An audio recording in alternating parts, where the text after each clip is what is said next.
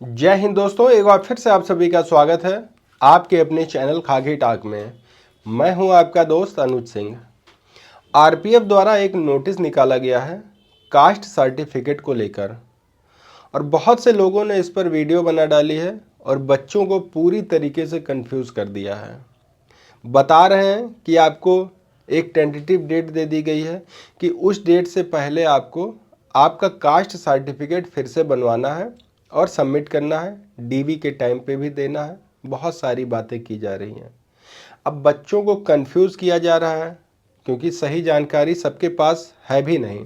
अगर सही जानकारी होती तो शायद जो इनका बहुत ही क्रूशियल टाइम जो चल रहा है, बहुत ही इम्पोर्टेंट टाइम चल रहा है, वो अपनी एनर्जी केवल पढ़ाई में लगाते, ना कि ये फालतू के कामों में। तो आज उस नोटिस को पहले बारीकी से समझते हैं और ये जानते हैं कि आखिरकार नया जो कास्ट सर्टिफिकेट बनवाना है वो किसे बनवाना है। अब सभी लोग कह रहे हैं कि एससी के सभी कैंडिडेट्स को ये कास्ट सर्टिफिकेट चाहिए, एसटी के सभी कैंडिडेट्स को ये कास्ट सर्टिफिकेट चाहिए, ओबीसी में जितने भी बच्चे आते हैं सभी को ये कास्ट सर्टिफिकेट चाहिए।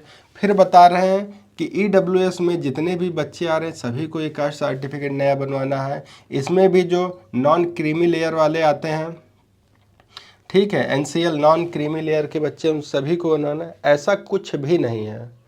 केवल और केवल कुछ इम्पॉर्टेंट जो जातियों से बिलोंग कर रहे हैं, जैसे कि अभी आपका जो फॉर्म का स्टेटस है प्रेजेंट टाइम में भी, वो भी अभी प्रोविजनली एक्सेप्टेड ही दिखा रहा होगा। बहुत से बच्चों का लगभग 85% बच्चों का प्रोविजनली एक्सेप्टेड दिखा रहा है। क्यों दिखा रहा है?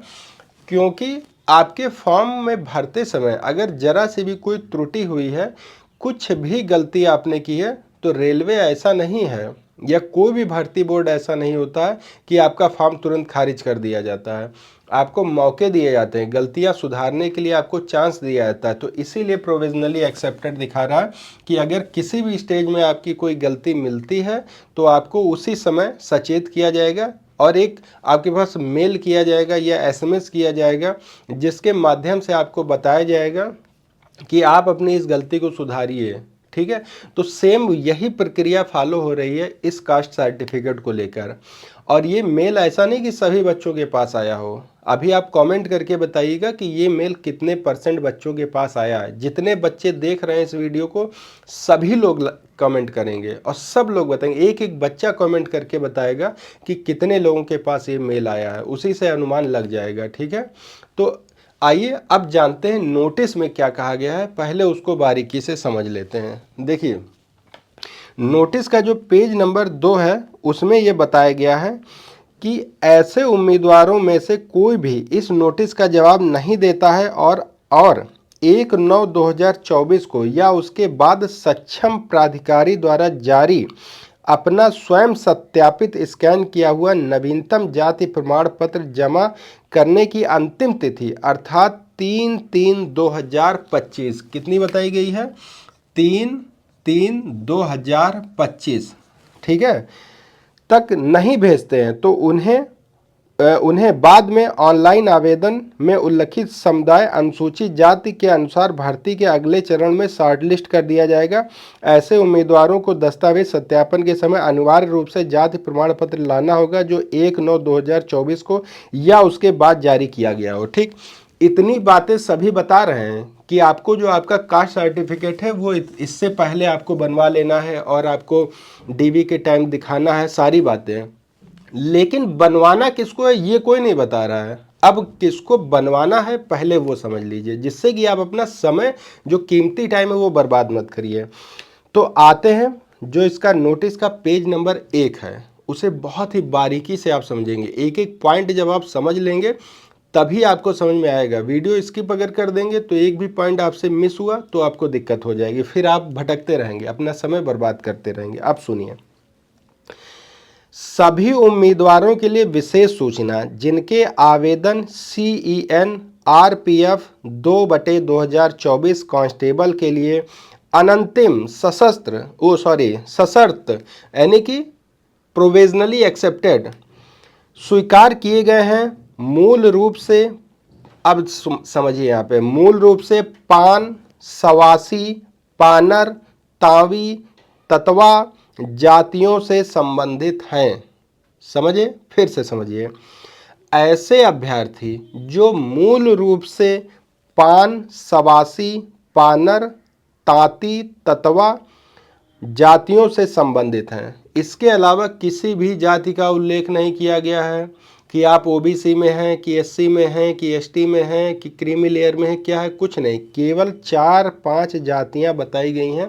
अगर आप उन जातियों से संबंधित हैं तो ठीक। अब आगे समझिए, बिहार राज्य से, देखिए पहले तो ये जातियां हो गई, फिर दूसरा बिहार राज्य से संबंधित है या केवल बिहार राज्य से अस्थायी रूप से संबंधित हैं, छोड़कर चले गए हैं, उनके ऑनलाइन आवेदन में समुदाय फील्ड में एससी समुदाय के रूप में उल्लेख किया गया है। समझ गए आप?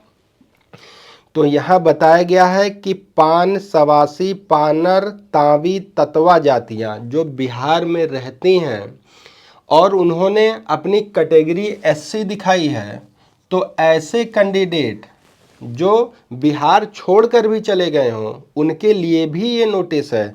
तो आगे उसमें क्या कहा गया है, माननीय सर्वोच्च न्यायालय के निर्णय का अवलोकन में डॉक्टर भीमराव अंबेडकर विचार मंच बिहार पटना और बिहार राज्य एवं अन्य के बीच सुप्रीम कोर्ट सिविल अपील संख्या फलान फलान फलान दिनांक 25/7/2024 जिन उम्मीदवारों ने ऑनलाइन आवेदन में अपना समुदाय अनुसूचित जाति के रूप में उल्लिखित किया है, साथ ही मूल में पान, सवासी, पानर, ततिया, ततवा जाति से संबंधित, बिहार राज्य से संबंधित या केवल बिहार राज्य जहां वो अस्थायी रूप से छोड़ के चले गए हैं उल्लिखित किया है, केवल उन्हीं उम्मीदवारों को 1/9/2024 को या उसके बाद जारी अपने नवीनतम जाति प्रमाण की सत्यापित स्वसत्यापित स्कैन कॉपी प्रस्तुत करनी होगी।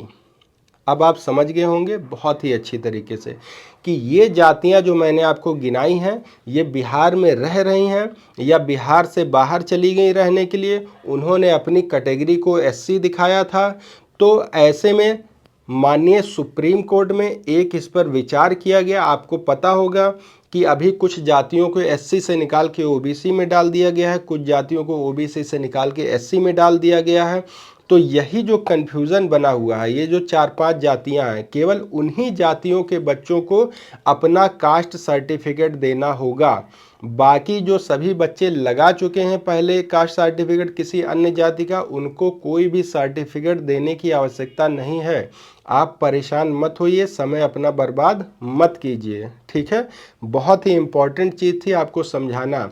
हो सकता है वीडियो थोड़ी सी लंबी हो गई हो, लेकिन आपको समझाना ये बहुत ज़्यादा इम्पॉर्टेंट था, क्योंकि ये जो आपका समय चल रहा है ये बहुत इम्पॉर्टेंट समय चल रहा है। अच्छा, पहली बात। दूसरी अब देख लेते हैं कि जो बच्चे इस जातियों के अंतर्गत आते हैं उन्हें क्या करना है। इन्होंने एक ऑफिशियल मेल आईडी दे दी है, उसी मेल आईडी पर आपको जाकर अपना सर्टिफिकेट बनवा कर और मेल कर देना, बस और कुछ नहीं करना। इतनी सी केवल बात है, ये आपको बहुत ही आसानी से समझनी होगी और जाननी होगी, ठीक है।